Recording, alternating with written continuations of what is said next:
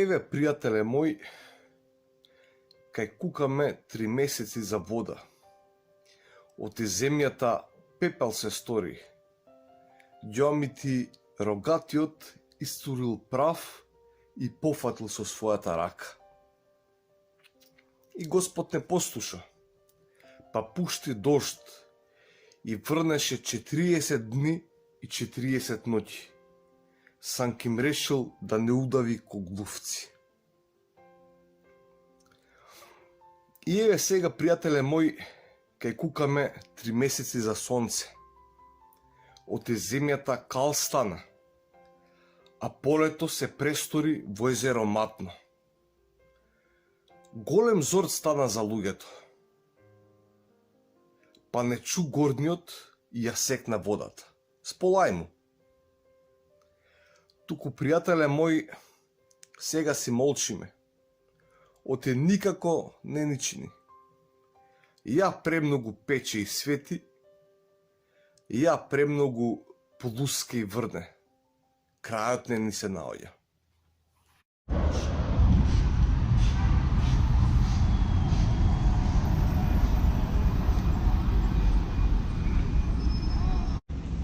Насловот на четвртата стихозбирка на Славчо Ковиловски е компјутерска поезија. Наслов кој на еден многу ефектен начин всушност покажува на една од клучните стратегии на оваа стихозбирка, имено да го поврзува древното, архаичното, митското со современото. Поезијата како еден од најстарите облици на човечка креативност и компјутерот како символ на денешното дигитално доба. Имено во поезијата од оваа книга Славчо Ковиловски прави еден возбудлив амалгам, еден духовен спој на темата на митопоетското, имено можеби антологиските песни од оваа книга се токму оние што се поврзани со пелагонискиот крај, особено со Златоврв. И на тој план оваа стихозбирка на Славчо Ковиловски во најубавата смисла на зборот се надоврзува на некои од најубавите песни на Блаже Конески. Веќе сум заборавил да читам песни без да забележувам што уште им фали за да бидат по мој вкус. Точки, запирки, мали букви, големи букви, параграфи, црти, две точки, точки, запирки. Архаизми, турцизми, старословенизми, метафори, хиперболи, епитети, погрешни зборови на погрешно место, погрешни зборови на вистинско место. Конструкции со да и не, со зошто и оти, модернизам, реализам, постмодернизам, хипотекст, хипертекст, палимсест, чкртни ваму, чкртни таму. Еве си велам, можело да биде и вака. Избезумено чкртам и лево и десно, ги поправам оригиналите и го поправам авторот. А се измачувам дури го правам тоа. Вака можело да биде, така е подобро. Сум станал лицемер, си велам, и ги фрлам разноразните белешки, забелешки, прибелешки. Токму тоа е суштината на песните, на крајот. Да се чита и да се ужива во нивната несовршеност. Една од карактеристиките на поезијата на Славчо Ковиловски е нејзината перформативност. Именно, перформативноста се стреми, бара да ги маскира промени нормите кои ги повторува. Или како што вели Батлер, перформативноста не е единечен акт, бидејќи таа секогаш е повторување на нормите или на збир од норми. Во оваа степен во која таа добива статус сличен на актот на сегашноста, таа ги прикрива или дисимулира конвенциите на она што го повторува. Натаму, овој чин не е првенствено театарски. Навистина, нејзината очигледна театралност е произведена до тој степен што нејзината историчност останува дисимулирана. Токму тоа го прави Ковиловски. Ги маскира, трансформира нормите, што неговата поезија ја прави динамична, понекогаш цинична, но секогаш читлива и провокативна.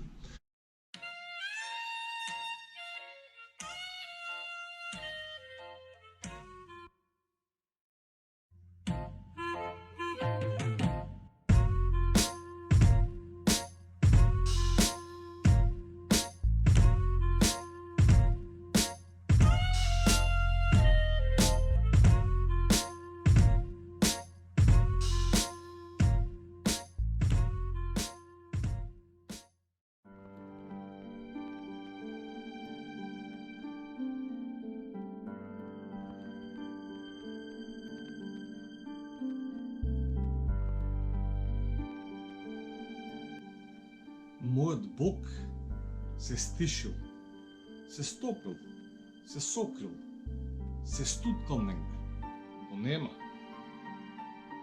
Тиво ке мојот Бог како пуст пат по кој чекорам, обзирнувајќи се лево-десно, да не би нашол некој патоказ за да ме упати на вистинското место. Мојот Бог не е мртов, само така се скрил, онемел. Може би и оглувел, да не слуша како тропат чизмите и како тропа оружјето. Се стишил мојот Бог како оној од третиот кат, што се стишува само со попладневна дремка. Но Бог не ми бил Бог, ако не знае добра шега. Ако не знае што ме тишти, па намерно ме остава дакам по недогледот, да се издишам од неспокојот и да се изморам од неуморот. Овој мој тивок Бог се стуткал негде и трае. Колку поупорно го барам, толку поупорно се крие. Може би затоа е Бог, да го барам и да не го најдам. Може би затоа е Бог, ке ме најде кога нема да го барам.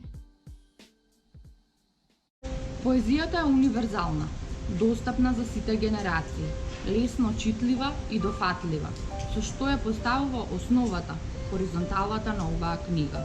Меѓутоа, авторот отвара и друга димензија, која е видлива само за оние кои го имаат презнаењето да нурнат во длабочините, во минатото, во корените и да го препознаат македонското народно и современо творештво. Кога ќе се вкрстат хоризонталната и вертикалната линија, се добива крст. Точката во која линиите се сечат е Бог, создателот на светот, но и поетот кој создава свој свет меѓу корици. Песните на Ковиловски успеваат да достигнат перфекција, содржејќи ги во себе трите клучни компоненти кои треба да ги има совршена песна и книга, а тоа се форма, содржина и емоција.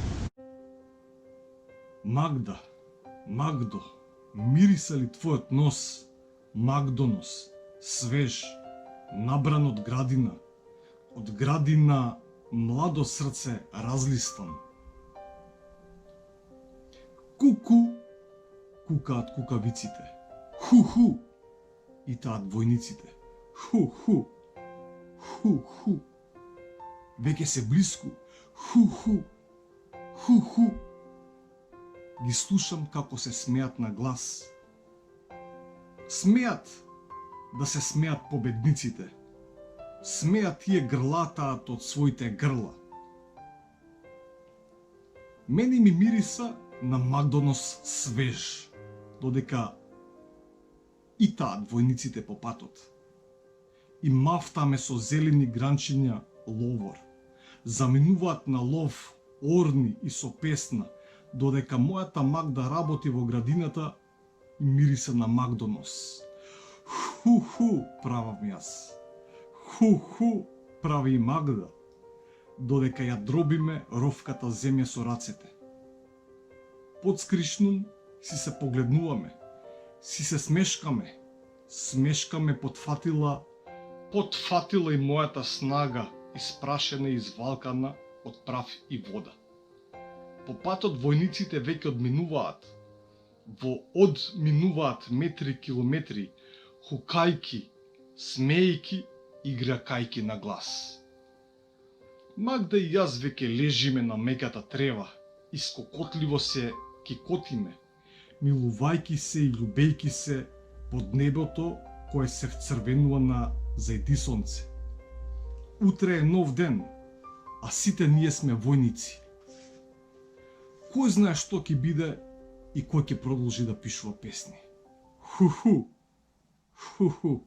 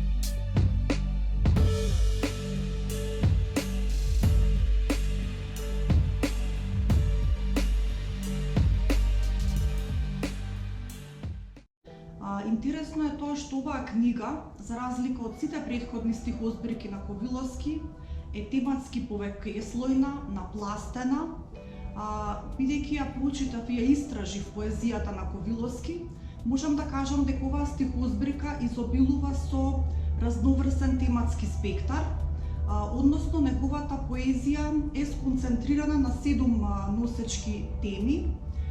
Поезијата никнува од темата за глобализацијата, односно зошто поезијата денес постои и како поезијата се транспонира, односно пренесува преку мас медиумите, колку времињата денес ја менуваат поезијата, темите за тоа како денес поетите пишуваат.